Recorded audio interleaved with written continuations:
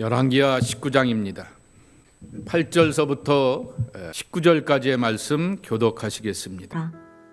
랍사게가 돌아가다가 아수르 왕이 이미 라기스에서 떠났다 함을 듣고 림나로 가서 아수르 왕을 만났으니 왕이 거기서 림나와 싸우는 중이더라.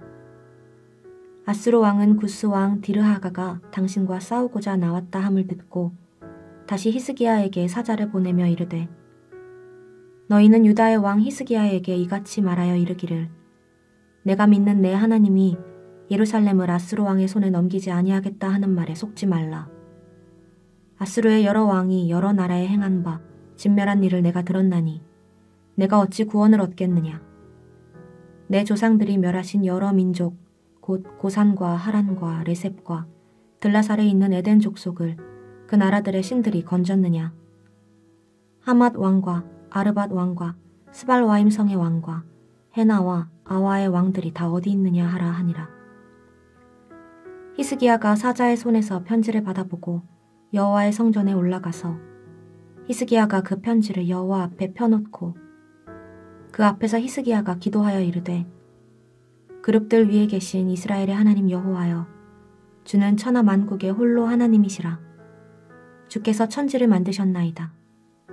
여호와여, 귀를 기울여 들으소서. 여호와여, 눈을 떠서 보시옵소서. 사네립이 살아계신 하나님을 비방하러 보낸 말을 들으시옵소서. 여호와여, 아수르 여러 왕이 과연 여러 민족과 그들의 땅을 황폐하게 하고 또 그들의 신들을 불에 던졌사오니 이는 그들이 신이 아니오 사람의 손으로 만든 것 곧 나무와 돌뿐이므로 멸하였나이다. 우리 하나님 여호와여, 원하건대 이제 우리를 그의 손에서 구원하옵소서. 그리하시면 천하 만국이 주 여호와가 홀로 하나님이신 줄 알리이다 하니라. 6.25 전쟁 중에 북한과 이 중공군을 향하여서 남한과 특별히 연합군이 주로 미국이 주동하게 되었던 연합군이 소위 말하는 삐라라는 말 기억나시죠? 어린 시절에 초등학교, 중학교 때까지 삐라 들고 다니다가 아버지 엄마까지 소환당하였던 그 친구들 이야기도 기억나게 됩니다. 왜 네가 삐라를 갖고 있느냐?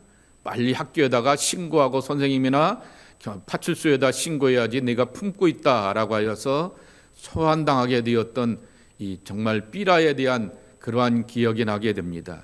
원래는 일본말 비라에서 나오게 되었던 단어가 삐라라고 합니다. 그 말의 뜻은 전단지라고 하는 그러한 뜻인데요. 이 6.25 전쟁 동안 무려 3년 안에 25억 장이나 북한과 중공군을 향하여서 뿌리게 되었다라고 말하게 됩니다. 이것은 심리전의 일종입니다. 심리전이라고 하는 것이 뭡니까? 적군에게 군사적인 적대행위, 총알을 쏘거나 대포를 쏘는 것 없이 심리적인 자극을 주어 자기 나라의 기세를 유리하게 이끌어가는 전쟁, 이것이 바로 심리전입니다. 더 쉬운 말로 표현하게 되면은 총성 없는 전쟁, 이것이 바로 심리전이라고 하는 거죠. 그 심리전의 가장 대표적인 것이 삐라라고 하는 것입니다. 근데 이 삐라를 뿌렸던 사람이 누구냐고 하면은 여러분도 들어보시게 되었던 아이젠하워 장군, 나중엔 대통령이 되지 않습니까? 아이젠하워 대통령이라고 합니다. 그가 장군일 때는 2차 대전에 독일과 이탈리아 그쪽을 향하여서 무려 80억 장을 이렇게 뿌리게 되었다라고 말하게 됩니다.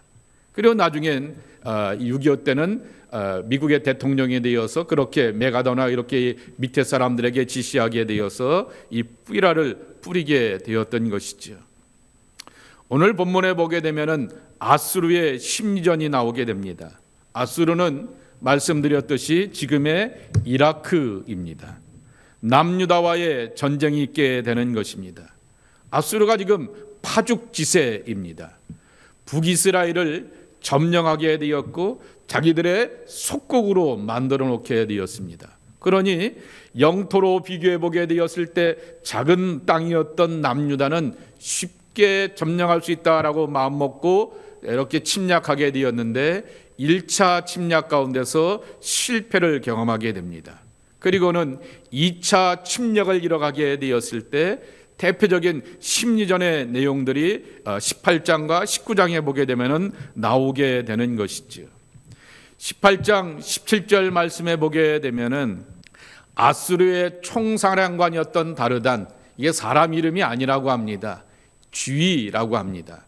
그래서 이 다르단이라고 하는 말은 총사령관이라고 하는 것이고, 납사리스라고 하는 말은 총리, 고위 관리 가운데서 최고직이라고 하게 되었기 때문에 우리식으로 표현하게 되면은 국무총리라고 하는 것입니다.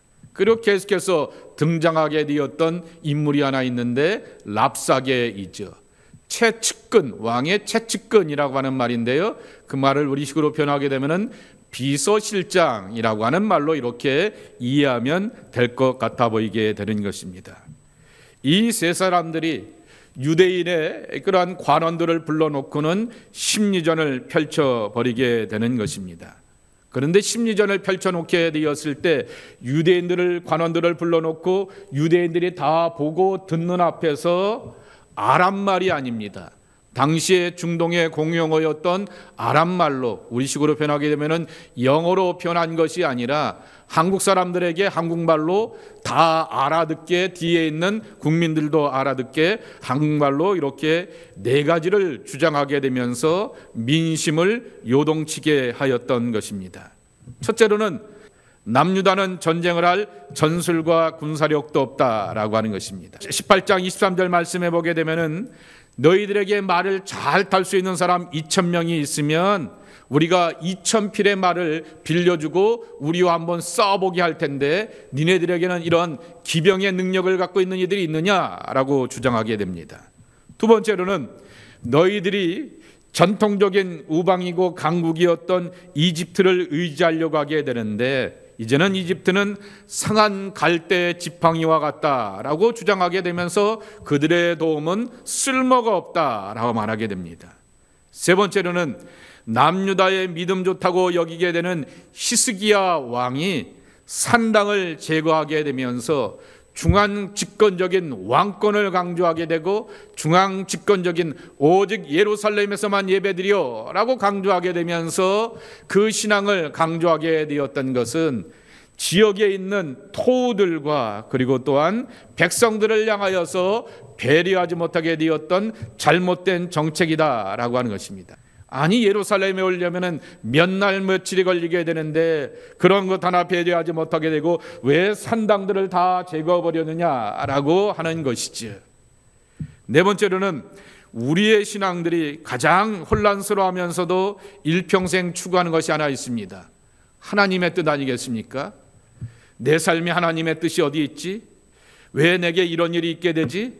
하나님의 계획하심은 뭐지? 도대체 섭리와 그리고 하나님께서 만물을 다스리고 통치하신다라고 하는 하나님의 통치, 신정의 그러한 뜻 가운데서 우리가 산다고 말하게 되는데 하나님의 정치는 뭐지? 라고 하면서 우리가 고민하고 있게 되는데 기가 차게도 이 아수르의 납사게의 입에서 나오게 되었던 말이 있습니다. 아수르가 남유다를 향하여서 통치하고 지배하며 속국으로 삼게 되는 것은 당연한 하나님의 뜻과 섭리라고 하는 주장이라고 하는 것입니다. 참으로 어렵고 힘든 것이지요.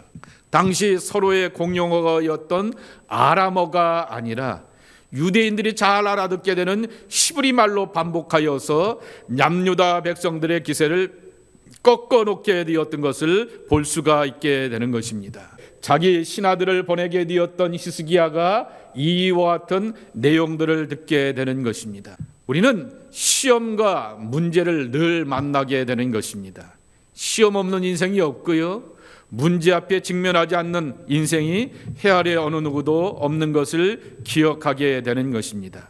이러한 삶의 문제에 대하여서 어떻게 반응하고 어떻게 대응하는가라고 하는 그 모습이 사람됨을 드러내기도 하게 되고 믿음의 본질을 드러내는 경우들이 참 많이 있는 것을 우리는 성경의 인물들을 통하여서 주변의 신앙인들을 통하여서 확인하게 되는 것입니다.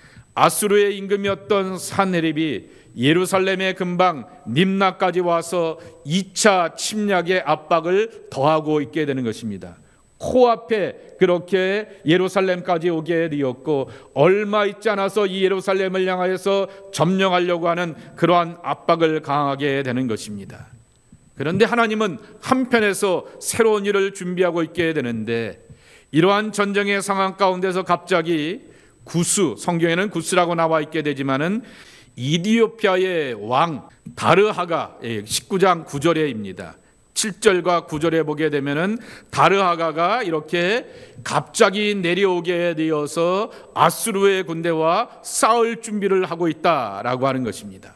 그러니 이 아수르의 왕이었던 이 산헤립은 당할 수밖에 없게 되는 것이면서 태군하면서 더 거칠고 완강한 기세를 담아서 히스기야에게 편지를 보내게 되는 것입니다. 구스 왕이 쫓아 내려오게 되어서 싸우려고 하게 되었던 것은 19장 7절 말씀에 하나님께서 이사야를 통하여서 계획해 놓으시게 되었던 하나님의 계획이라고 하는 것을 우리는 분명히 알게 되는 것입니다. 그런데 그것에 대하여서 서로 알지 못하게 되었던 그러한 상황 가운데서 산헤립은 히스기야에게 편지를 보내게 되면서 거칠은 말로 이렇게 써놓게 되는 것입니다. 뭐라고 써놓았냐라고 하게 되면은 히스기야가 하나님을 잘 믿는 것처럼 말하게 되지만은 그것 다 예루살렘 중심으로 왕권을 강조하려고 하게 되는 자기 중심적인 그러한 신앙이요 통치였다라고 하는 것입니다. 그리고 하나님이 너희들을 지켜주실 것이다 라고 하는 그 믿음 거짓된 것이니 믿지 말고 속지 말라라고 하는 것입니다. 그리고 하나님이 살아계시다라고 하게 되면은 이 환난과 어려움 가운데서 이렇게 하나님의 개입하심과 도우심이 도대체 어디 있는지 우리에게 보여달라라고 하는 그러한 편지를 보내놓고 떠나게 되었던 것입니다. 그러자 그 유명한 내용이 있지요. 14절 말씀입니다. 여호와의 성전에 올라가서 히스기야가 그 편지를 여호와 앞에 펴놓고, 어느 분이 오늘 이 매일 성경을 갖고 설교하는 교회들이 종종 있게 되는데요, 어느 분이 이 제목을 이렇게 잡아놓았더라고요. 하나님께 펼쳐놓았던 편지라고 이렇게 설교 제목을 잡아놓게 되었는데 일리 있는 그러한 제목처럼 보이게 되는 것입니다. 하나님께 펼쳐놓았던 편지라고 하는 거죠. 그 목사님의 설교를 제가 제목만 보고 내용을 안 봤습니다. 왜냐하면 제 설교에 영향을 받을까 봐 그렇게 해놓게 되었는데요. 그 편지를 이렇게 펼쳐놓게 되고 이 내용을 그대로 하나님께 아뢰게 되는 것입니다. 히스기야, 그는 믿음으로 사는 사람이라고 우리는 알고 있게 됩니다. 그런데 그가 하나님 앞에서 하나님의 백성들이 어떻게 살아야 되는지를 잘 보여주고 있다라고 하는 것입니다. 첫째로는 삶의 문제를 하나님께로 가져가게 되는 사람, 히스기야라고 하는 것입니다. 그래서 저는 글을 이렇게 써놓았습니다. 벽에 익숙한 사람 히스기야라고 하는 것입니다. 지금 히스기야가 이 불리한 전쟁 가운데서 행하게 되었던 것은 두 가지입니다. 하나는 신실한 예언자였던 이사야에게 이 전쟁의 내용들을 액면 그대로 다 전하게 되면서 중보의 기도를 요청하게 되었다라고 하는 것입니다. 이거 굉장히 중요한 것이라고 하는 것이죠. 친구들에게, 믿을 만한 사람들에게, 평소에 내 얘기를 다 들어주는 사람에게 하소연하는 것이 내 마음을 시원하게 되는 것이 아니다라고 하는 것입니다. 기도에 대하여서, 하나님에 대하여서 참으로 깊고 그리고 신실함을 갖고 있는 사람들을 찾아가서 중보의 기도를 요청하는 것 굉장히 중요하다라고 하는 것입니다. 이사야의 입을 통하여서 위로의 말씀을 들을 뿐만 아니라 행동하시고 구원하시는 하나님의 위대한 계획을 알게 되는 것입니다. 그것이 바로 19장 7절에 나와 있게 되는 것처럼 어떤 한 소문이 나게 되면서 그가 본국으로 돌아가게 될 것이고 본국으로 돌아가는 길 가운데서 구스왕의 칼에 죽을 것이다 라고 하는 그 예언대로 예언이 성취되었다라고 하는 것입니다. 또 다른 한 가지 히스기야가 행동하게 되었던 모습은 자신이 직접 하나님께 나아가서 하나님께 기도하는 모습을 보여주고 있는 것입니다.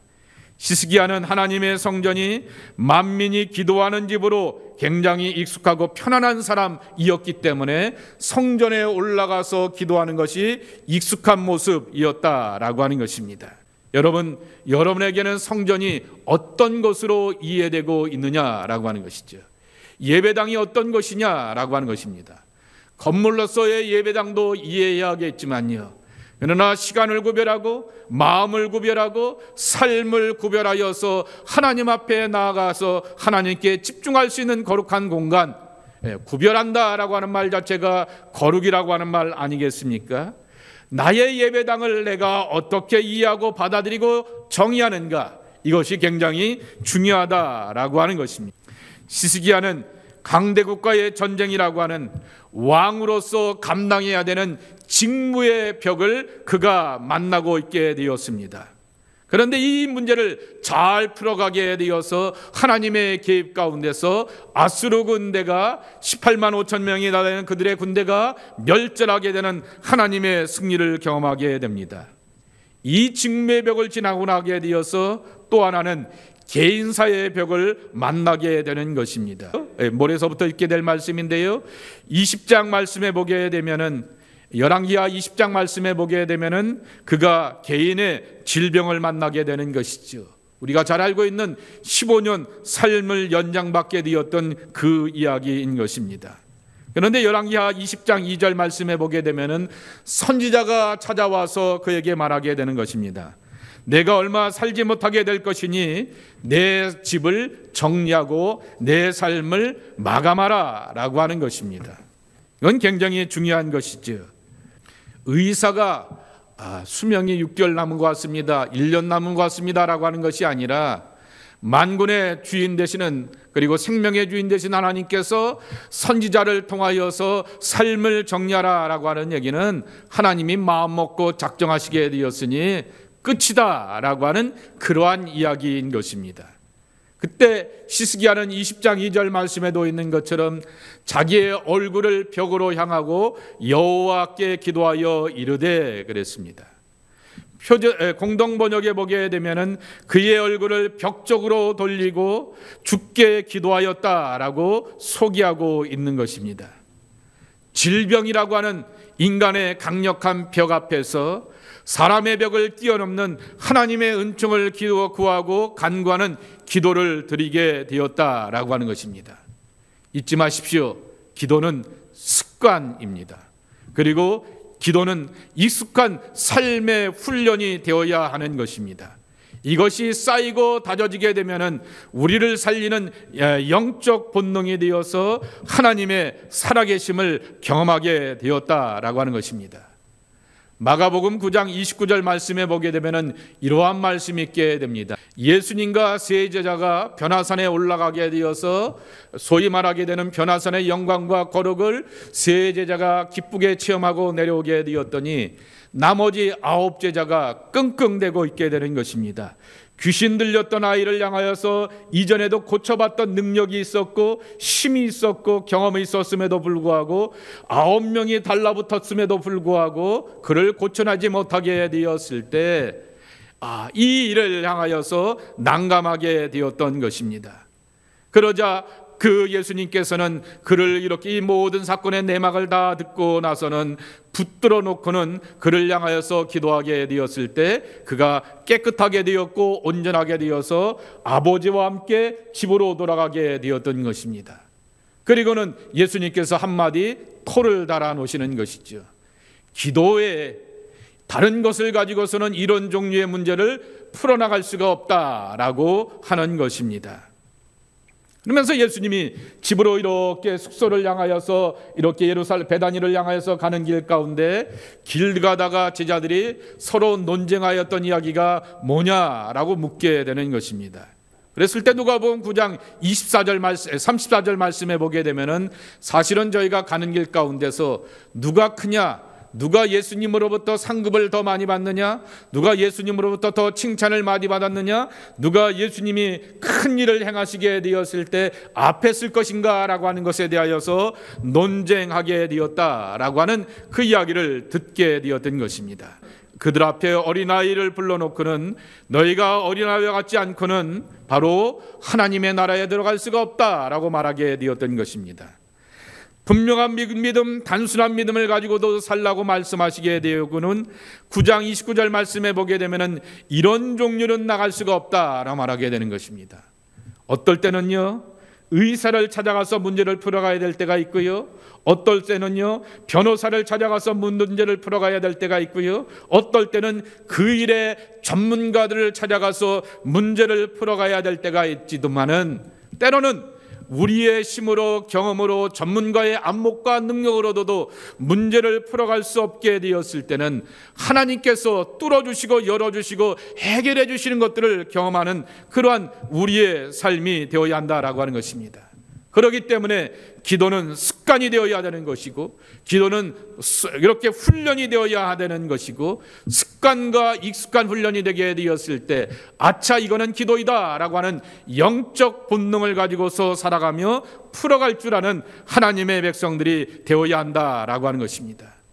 히스기야는 벽을 만나는 것에 여러 경험을 하게 되었지만은 벽 너머에는 반드시 하나님이 계시다라고 하는 것을 기억하면서 벽 너머에서 다가오시게 되었던 하나님의 손길을 경험하게 되었다라고 하는 것입니다.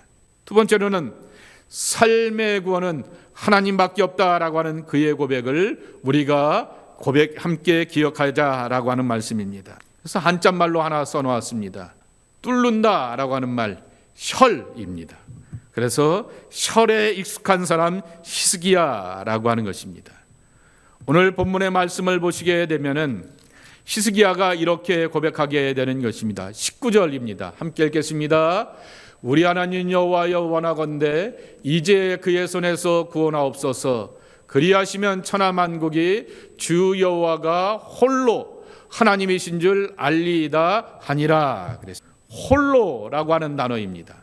이게 기니 한글 성경에만 있는 거 아닌가라고 하여서 버전을 다 보게 되었습니다.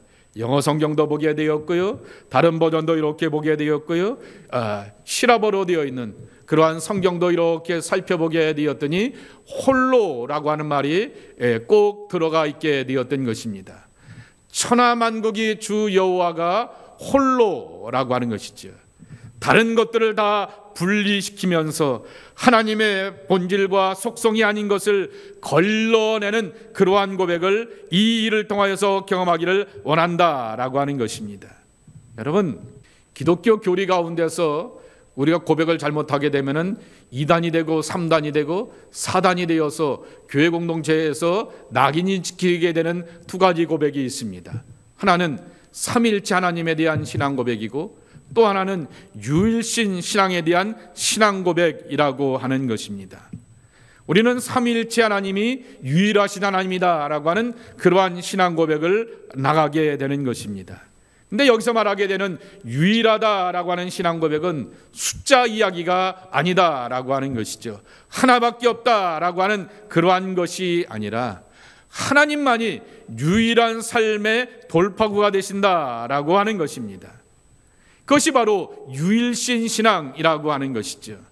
우리는 구약 성경에서 하나님의 전능하심에 대하여서 많이 경험하게 되고 배우게 되지만은 엘로힘이라고 하는 말이 신들 위에서 신이라고 하여서 above Gods라고 하는 신들 가운 위에 있는 신이라고 하여서 이신 저신 여러 가지 몰렉이나 멜렉이나 또한 바알신이나 아세라신이나 이러한 것보다도 더 뛰어난 신이라고 하면서 다신론 가운데서 그러한 신으로 이렇게 고백하게 되는데, 유일신 신앙이라고 하는 얘기는 오직 내 삶의 돌파구는, 내 삶에 막혔던 것을 뚫을 수 있는 분은 하나님밖에 없다라고 하는 유일신 신앙의 고백이 우리의 신앙 고백이 되어야 한다라고 하는 것입니다. 히스기야가 개인의 질병과 왕으로서의 공적인 직무 앞에서 벽을 만날 때마다 하나님 앞에 나아가서 오늘 내용에 있는 것처럼 적나라하게 하나님의 도우심과 구원을 구하게 되는 것입니다. 제가 여기서 적나라하게 하라는 말을 쓰게 되었던 것은, 여러분, 내 친구들과 내 가족들 앞에서 적나라하게 말할 때가 있는가 하면은 때로는 그들 앞에서 말하지 못할 때가 있는 것을 보게 됩니다. 왜냐고 하면 나도 체면이 있고 위신이 있는데 라고 하는 것이죠. 그러나 적나라하게 말할 수 있는 친구가 있다라고 하게 되면 행복한 곳이라고 하는 것이지요. 그만큼의 믿음과 신뢰가 있었다라고 하는 것입니다. 이 히스기야가 하나님에 대한 신뢰와 인격적인 하나님에 대한 믿음을 가지고 그렇게 모든 것들을 적나라하게 아뢰게 되었다라고 하는 것입니다. 하나님을 믿고 신뢰하였기에 솔직하고 가감없이 하나님 앞에 아뢰게 되는 참된 기도자의 자세, 믿음의 모습을 우리에게 들려주고 있는 것입니다. 한신대 원로였고 기독교 교리를 가르치죠. 이것을 소위 말하는 조직신학이라고 말하게 되는데요, 김경재 교수가 삼위일체 하나님을 이렇게 정리하게 됩니다. 삼일체 하나님과 유일신 신앙을요, 기독교 신앙의 삼일체 하나님과 유일신 신앙은 오히려 하나님의 친근함과 인격적으로 설명되는 사랑의 하나님으로 이해되고 소개된다라고 하는 것이죠. 하나님만이 유일한 삶의 돌파구입니다 라고 하는, 오직 하나님만이라고 하는 그러한 고백을 갖고 있게 되는데, 그러면서 왜 삼위일체냐라고 말하게 되는 것이죠. 예수님을 통하여서 우리는 나와 같이 호흡하시며 내 삶의 문제를 잘 알고 있는 친숙한 하나님의 손길과 마음을 경험하게 되는 것입니다. 그리고 성령님을 통하여서 여기서도 문제, 집에 가서도 문제, 일터에서도 문제, 숙제가 있게 되는데, 하나님은 성전에만 머물러 계시는 것이 아니라 거기서도 영으로 나와 함께하여 주시며 다독거리시며 위로하여 주시며 이 문제와 숙제 앞에서 하나님 앞에 중보하셔서 우리의 문제를 연락해 주시는 분으로 만나고 경험하고 있기 때문에 삼일체 신앙이라고 하는 것, 이것이 바로 우리에게는 가장 큰 축복과 위로가 되며 넉넉하신 하나님의 사랑을 만나게 된다라고 하는 것입니다. 히스기야는 그것을 알고 있었기 때문에 자존심 상하는 거 아니겠습니까? 하나님, 이 편지의 내용을 보십시오. 이건 하나님만 그런 것이 아니라, 그리고 이 하나님의 백성들을 향하여서 이렇게 깔보고 업수 여기고 있는 것을 보게 되는데, 이것을 향하여서 하나님 앞에 내어 맡기는 그의 기도를 드리게 되는 것입니다. 혈입니다. 막힌 것을 뚫는다라고 하는 거죠. 이 말의 뜻은 구멍, 혈이라고 하는 것이죠. 사람 위에다가 집을 놓게 되는 것입니다. 안에서 구멍을 뚫어서 집을 만든다라고 하는 것이 혈이라고 하는 것입니다. 그런데 우리는 내가 내 공간에 있어서 안에서 집을 이렇게 구멍을 뚫어 놓게 되면은, 보통의 사람들 요새 많이 쓰는 말이 하나 있죠. 맨스케이프라고 하는 말이 있죠. 사람들이 어렵고 힘든 일을 만나게 되면 자기 동굴로, 남자들의 동굴로 들어간다라고 말하게 됩니다. 그것이 이제 집처럼 보이게 되는 것이죠. 괴로워서 그래요. 힘들어서 그래요. 내가 그렇게 기도하고 있고요. 내가 이렇게 풀어가려고 해보고 있습니다 라고 하면서 자기 동굴로 들어가게 되는 것이죠. 동굴과 집의 차이를 우리는 분명하게 알고 있게 되는 것입니다. 구멍을 뚫어가는 것은 결국 밖에서 강력한 힘과 다이아미나마이트나 아니면 포크레인을 동원하여서 구멍을 뚫게 되었을 때 뚫려지게 된다라고 하는 것이죠. 다시 표현하게 되면은, 기독교인은 왜 이렇게 스스로의 동굴에 들어가게 되어서 그 안에 감옥에 갇힌 것처럼 힘들고 어려우면서 스스로를 풀어가려고 하게 되지만은, 밖으로부터 오게 되었던 외부 활동의 강력한 힘과 작용으로 인하여서 문이 열리고 뚫리게 되는 그것들을 경험하게 된다라고 하는 것입니다. 막힌 것을 뚫어가게 되는 힘, 그것을 기도라 말하게 되는 것이고, 그리고 그 기도는 하늘의 하나님께서 우리의 삶에 개입하셔서 외부로부터의 강력한 힘과 능력을 가지고서 우리의 문제에 답이 되어 주신다라고 하는 말씀인 것입니다. 오늘 본문은 히스기야가 어떤 마음가짐을 가지고 하나님 앞에 나아가서 기도해야 하는가라고 하는 것을 우리에게 교훈으로 들려주고 있는 것입니다. 인간이라고 하는 엔스로포스라고 하는 말, 에나라고 하는 말은 하늘이라고 위인 것입니다. 프로스폰이라고 하는 말입니다. 얼굴입니다. 얼굴을 하늘을 향하여서 바라보는 존재, 그것이 바로 인간이라고 하는 것이죠. 사방으로 막혀 있는 것처럼 보이게 되고 사방으로 벽이 쌓여 있는 것처럼 보이게 되지만은 하나님의 백성들은 하나님을 바라보면서 아이고 하나님이라고 말할 수도 있습니다. 오 나의 주여라고 그렇게 고백할 수도 있습니다. 바로 사방으로 우겨쌈을 당하여도 나를 지켜보시고 나와 함께 하시는 예수 그리스도를 바라보면서 그분의 거룩한 임재 안에서 임마누엘의 확신을 가지고서 하나님이 간섭하실 거야, 개입하실 거야, 이 담과 벽을 허물어 보실 것이야 라고 하는 고백을 우리가 하면서 살아간다라고 하는 것입니다. 아프면서 보게 되었던 책이 하나 있습니다. 보는 중이라 사실은 한글로 보는 것도 버거운데 영어로 보고 있어서 10분의 1밖에 못 읽었습니다. 태어나는 것이 범죄라고 하는 트레스 노아라고 하는 유명한 미국의 블랙 코미디언이 하나 있게 됩니다. 블랙 코미디언이라고 하는 것은 얼굴색도 블랙이지만은 약간 정치적인 그러한 것들을 잘하는 그러한 코미디언들을 향하여서 블랙 코미디라 이렇게 말하지 않습니까? 트레스 노아라고 하는 그러한 사람인데 태어난 것이 범죄인데요. 남아프리카 공화국에서 태어난 인물입니다. 남아프리카 공화국에 여러분 알고 있는 것처럼 인종차별 정책에 의하여서 서로 같은 종족이 아닌 사람들은 어울리면 안 되고 데이트를 하면 안 되고 그리고 성 이렇게 문제를 함께 이렇게 나누게 되고 아이를 가지면 태어나면 안 되는 것입니다. 근데 이 트래비스 노아는 어떻게 태어났냐라고 하게 되면은 아버지는 스위스 사람입니다. 백인입니다. 엄마는 남아프리카 공화국의 추루 족속인가요? 줄루 족속인가요? 그 족속의 사람이었던 것입니다. 그래서 둘이 만나면 안 되고 데이트하면 안 되게 되는데 태어나게 되었습니다. 그러니까 태어난 것 자체가 둘이 만나서 데이트하거나 이렇게 교제를 하게 되면은 징역 5년짜리입니다. 그런데 이 교제도 문제인데 교제한 다음에 뭐가 났다고요? 애가 태어났다고요. 그러니 태어난 것 자체가 범죄라고 하는 것이지요. 근데 그는 어린 시절서부터 엄마와 함께 교회를 다니게 되었습니다. 재미나더라고요. 그 글을 읽게 되는데 교회를 3군데 다녔더라고요.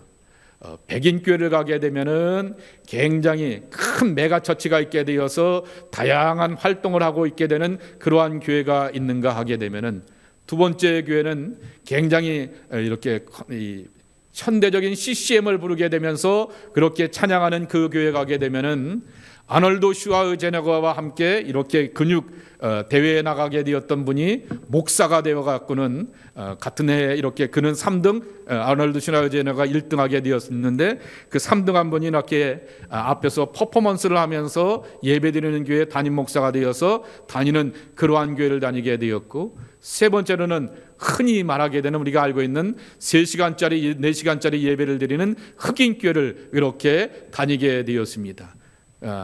본인은 제일 힘들었던 교회가 어디냐 그러면은 흑인 교회라고 말합니다. 왜 힘들었냐 그랬더니 3시간 4시간 동안 앉아 있어서 가장 힘들었다라고 이렇게 얘기를 하면서 자라게 해야 되는데 그는 18살에 남아프리카 공화국에서 미국으로 건너가게 되어서 코미디언이 되어서 이렇게 점점 활동하고 있게 되는데 어느 날 그에게 소식이 하나 들려오게 됩니다. 계부가 자기를 향하여서 학대하게 되었고 그래서 자기가 그 집을 뛰쳐나오게 되었는데 새 아버지가 태어난 거에 범죄라고 하는 이 트레버 노아라고 하는 이러한 인물입니다.